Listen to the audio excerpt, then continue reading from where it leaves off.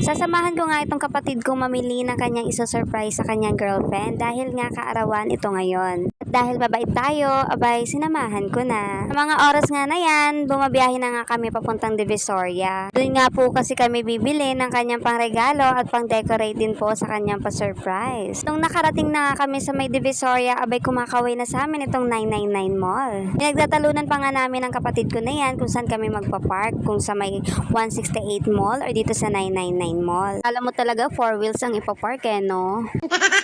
Bago nga namin nahanap itong bilihan ng decoration, abay nagkaligaw-ligaw muna kami. Sobrang lawak nga ng mall na yon, sinong hindi maliligaw.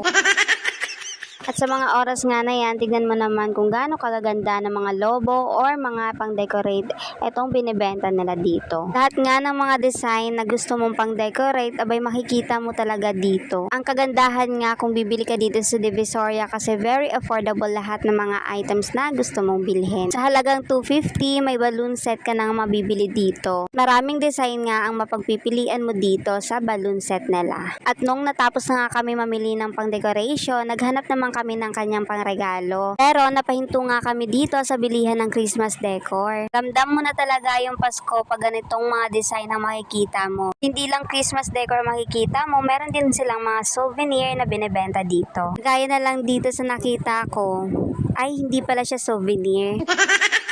Ina nga namin na videohan kung ano yung binili niyang regalo kasi nagmamadali na nga kami sa mga oras na yan. Nagulat nga kami dyan kasi umuulan na. Sobrang excited mamili itong kapatid ko. Wala pala siyang dalang kapote. Kaya for the go na lang talagang atake namin dyan.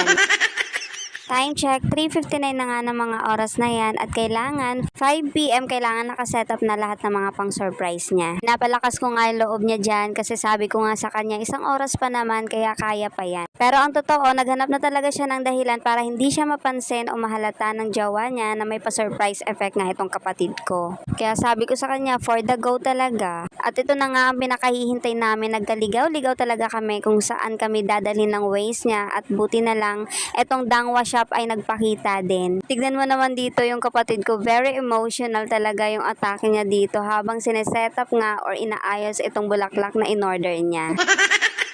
Kidding aside, pero gustong-gusto niya na talaga sabihin kay kuya na, kuya, bilisan mo dyan kasi malilate na ako ng pagsundo nga sa jowa niya. Bis na matutuwa yung jowa niya, World War II pa nga ata ang mangyayari. Pero in fairness kay kuya, ang galing at napakaganda ng mga bulaklak na sinesetup niya dito. Oh. At ang mumura pa kasi tignan mo naman sa side na to is 500 nga daw niya binibenta at dito naman sa side na to is 700 pesos only. At dahil nagmamadali na nga kami dyan, hindi na nga namin nalibot lahat ng bilihan ng mga